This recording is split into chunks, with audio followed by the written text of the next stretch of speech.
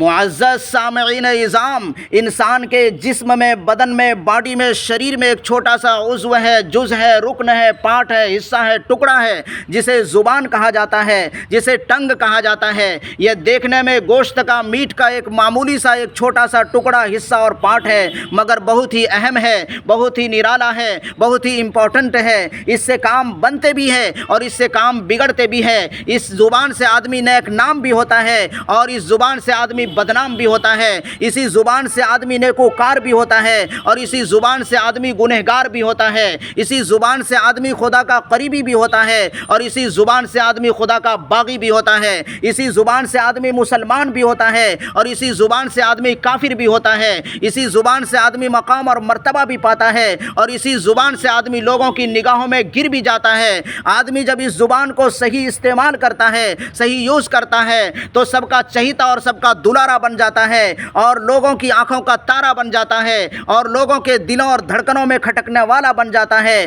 لیکن جب آدمی اس زبان کو غلط استعمال کرتا ہے تو پھر سب سے دور اور سب کے لیے قابل نفرت بن جاتا ہے۔ اس زبان سے جھگڑے مٹائے بھی جاتے ہیں اور اس زبان سے جھگڑے کریٹ بھی کیے جاتے ہیں۔ اسی زبان سے دوست اور فرینڈ بھی بنائے جاتے ہیں، اسی زبان سے دشمن اور انیمی بھی بنائے جاتے ہیں۔ یہ ایک زبان ہے جس کے ہزاروں کام ہے، جیسے ہی حرکت دی ہلائی ویسے ہی نتیجہ برآمد ہوتا ہے، ویسے ہی رزلٹ برآمد ہوتا ہے۔ اسی لیے اللہ تبارک و تعالیٰ نے قرآن مقدس میں سورہ بنی اسرائیل میں آیت نمبر 53 میں کہا وَقُلْ لِعِبَادِي يَقُولُوا الَّتِي هِيَ أَحْسَنُ إِنَّ الشَّيْطَانَ يَنزَغُ بَيْنَهُمْ إِنَّ الشَّيْطَانَ كَانَ لِلْإِنسَانِ عَدُوًّا مُّبِينًا۔ اے نبی میرے بندوں سے کہو کہ وہ منہ سے بہت ہی اچھی باتیں نکالے، وہ زبان سے بہت ہی اچھی باتیں نکالے، دراصل یہ جو شیطان ہے یہ انسانوں کے درمیان فساد ڈلوانے کی کوشش کرتا ہے اور شیطان انسان کا کھلا دشمن ہے، انیمی ہے۔